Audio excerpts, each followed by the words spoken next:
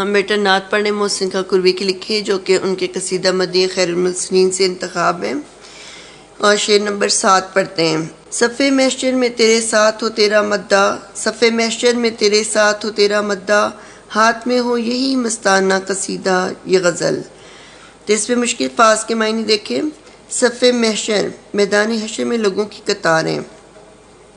اور مداح کا معنی تو تعریف کرنے والا۔ قصیدہ کا معنی ایسی نظم جس میں کسی بادشاہ امی شخص کی تعریف بیان کی جائے، اور اس کی جو ہے مفہوم یا مرکزی خیال یہ ہے شعر کا: روز محشر جب میں میدان حشر میں آؤں تو میرے پاس آپ صلی اللہ علیہ وسلم کے نعت یا قصیدے اور غزلیات ہوں اور میں یہ پڑھتا ہوا آؤں۔ اس شعر میں آپ صلی اللہ علیہ وسلم سے شاعر اپنی محبت اور عقیدت کا اظہار کرتے ہیں کہ قیامت کے روز ہر شخص کے اعمال کا حساب کتاب ہوگا، ہر آدمی کو اس کا نامہ اعمال دیا جائے گا۔ نیک لوگوں کو ان کے نامہ اعمال دائیں ہاتھ میں، جبکہ گناہ گاروں کو ان کے نامہ اعمال بائیں ہاتھ میں دیے جائیں گے۔ اسی حوالے سے اپنی بات کو آگے بڑھاتے ہوئے شاعر تمنا کرتے ہیں کہ قیامت کے دن جب سب لوگ اللہ تعالیٰ کے حضور میں قطاروں میں کھڑے ہوں تو اس وقت حضور صلی اللہ علیہ وسلم اس نعت کو آپ کے قدموں میں جگہ دی جائے، اور اس کے ہاتھ میں یہی نعت زندگی کے واحد سرمایہ کے طور پر موجود ہو، یعنی اسے جو نامہ اعمال دیا جائے اس میں نبی کریم صلی اللہ علیہ وسلم کی نعتیں اور قصیدے درج ہوں، اور اس طرح نعت گوئی کا یہ وصف اس کے لیے میدان حشر میں سرخروئی کا باعث بن جائے اور نجات کا ذریعہ بن جائے۔ اللہ تعالیٰ اپنے حبیب کے اس مدح سے راضی ہو کر اسے مغفرت کا پروانہ عطا کر دیں۔ یہ نعت گوئی میدان حشر میں اس کے لیے عظمت و سکون اور بخشش کا سامان بن جائے۔ بقول شاعر: وہ ہر تعریف سے بالا، وہ ہر توصیف سے افضل، وہ ہر تعریف سے بالا، وہ ہر توصیف سے افضل، شاہ ہر دوسرا کہیے کہ محبوب خدا کہیے۔ انہی کے ایک اشارے پہ نجات عصیاں ہوگی، انہی کے ایک اشارے پر نجات عصیاں ہوگی، انہی کی ذات کو سرمایہ روز جزا کہیے۔ شاعر کہتے ہیں کہ جب یوم محشر ہوگا تو تمام انسان وہاں موجود ہوں گے، اور جب نبی کریم صلی اللہ علیہ وسلم کی سواری اس میدان میں داخل ہوگی تو میں ان کے قافلے میں ان کے ساتھ ساتھ رہوں، اور جب آپ صلی اللہ علیہ وسلم اپنے مقام پر جا کر تشریف رکھیں تو میں وہاں ان کے ساتھ رہوں، اور میرے ہاتھ میں یہ قصیدہ یہ غزل ہو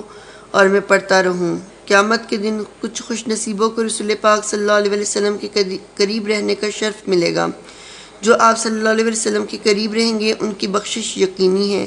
اس لیے شاعر کی بھی خواہش ہے کہ روز محشر جب تمام امتیں صفیں باندھی کھڑی ہوں گی تو میں آپ صلی اللہ علیہ وسلم کے پہلو میں آپ کے ساتھ رہوں، اور میرے ہاتھوں میں وہ نعتیں ہوں جو میں نے دنیا میں آپ کی شان میں لکھی ہیں۔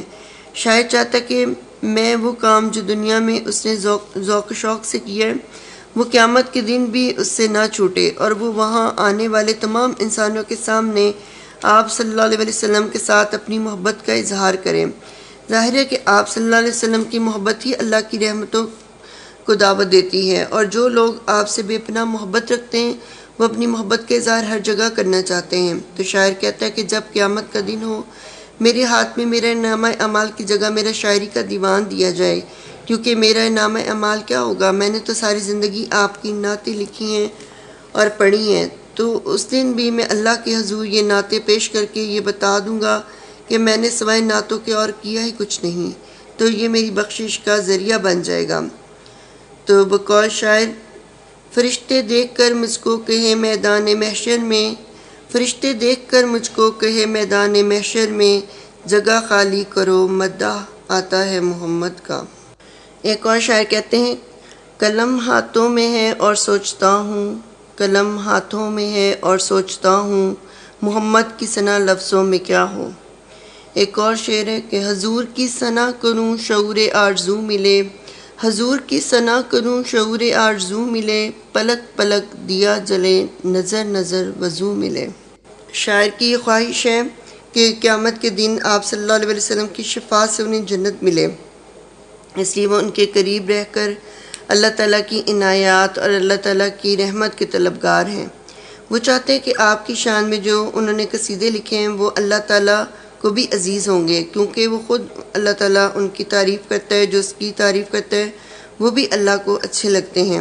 تو شاعر نے دنیا میں کسی بادشاہ وقت کی شان میں قصائد نہیں لکھے، کیونکہ وہ جانتے ہیں کہ دنیا کے بادشاہ اسے کیا دے سکتے ہیں۔ تو کچھ شعراء جو ہوتے ہیں وہ اپنے دور میں جو شاعری کرتے ہیں وہ بادشاہوں کی شان میں یا کسی امیر شخص کی شان میں قصیدے لکھتے ہیں تاکہ وہ انہیں انعام و اکرام سے نوازیں، تو انہیں دنیاوی فائدہ حاصل ہو جاتا ہے۔ لیکن شاعر جو ہیں انہوں نے رسول پاک صلی اللہ علیہ وسلم کی شان میں قصائد لکھے ہیں، اور اس وجہ سے انہیں معلوم ہے کہ اس دنیا میں سب سے زیادہ اختیارات رکھنے والے انسان اگر کوئی ہیں تو وہ آپ صلی اللہ علیہ وسلم ہی ہیں، اور اللہ ان کی بات کو کبھی رد نہیں کرے گا۔ اس لیے شاعر نے اپنی ساری زندگی آپ کی شان میں قصائد لکھے اور ان کو اللہ کے حضور پیش کر کے اپنی بخشش کا وسیلہ بنانے کی خواہش رکھتے ہیں۔ شاعر کی خواہش ہے کہ قیامت کے دن جب وہ حضور صلی اللہ علیہ وسلم کے قریب کھڑے ہوں تو ان کی ہاتھ میں یہ قصائد اور غزلیات ہوں جو آپ کی شان مبارک میں لکھی ہیں، تاکہ آخرت میں یہ ان کی بخشش کا ذریعہ بن جائے۔ تو یہ بیٹا آج ہماری نعت مکمل ہو گئی ہے، اس کی تشریح میں نے آپ کو سمجھا دی ہے۔ تو آپ کو میں اس کے نوٹس سینڈ کروں گی، آپ نے اس طرح کرنا ہے کہ نوٹس سے تشریح اس کی پڑھیں، اور نوٹ بکس پہ صرف آپ نے یہ لکھنا ہے کہ حوالہ شاعر اور یعنی حوالہ نظم و شاعر میں لکھیں، اور اس کے بعد حل لغت، نثری ترتیب، مرکزی خیال، اس سے ریلیٹڈ اشعار، بس یہ اپنی نوٹ بک پر لکھ لیں اور اس کی تیاری بھی کر لیں۔ ہر شعر کے آپ نے لکھنے اور پوری تشریح مت نہ لکھیں۔ میں نے آپ کو پہلے بھی بتایا کہ چونکہ رمضان شریف کی تاکراتے ہیں، آپ نے عبادات بھی کرنی ہے، اس وجہ سے آپ نہ لکھیں۔ اور آپ بیٹا آپ میں سے بہت کم بچیوں نے مجھے جو اپنی ہوم اسائنمنٹ بھیجی چیک کرنے کے لیے، تو باقی بچیاں بھی جلد سے جلد یہ لکھ کے تو مجھے پھر سینڈ کر دیں، ٹھیک ہے؟ اب تو آپ کو کام بھی تھوڑا ہے، اتنا زیادہ نہیں ہے، تو آپ جو ہے اس کو لکھ کے اور جلد سے جلد مجھے چیک کروائیں۔ پھر میں دیکھوں گی آپ میں سے جس بچی کا بھی سب سے اچھا کام ہوگا نا، اس کو پھر میں اس کے لیے جو ہے لکھوں گی کہ وہ بیسٹ اسٹوڈنٹ ہوگی اس ویک کی، ٹھیک ہے؟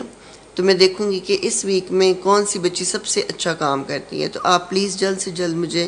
جو ہے وہ اپنا کام سبمٹ کروا دیں، ٹھیک ہے؟ اور اپنا خیال رکھیے گا۔ اللہ حافظ۔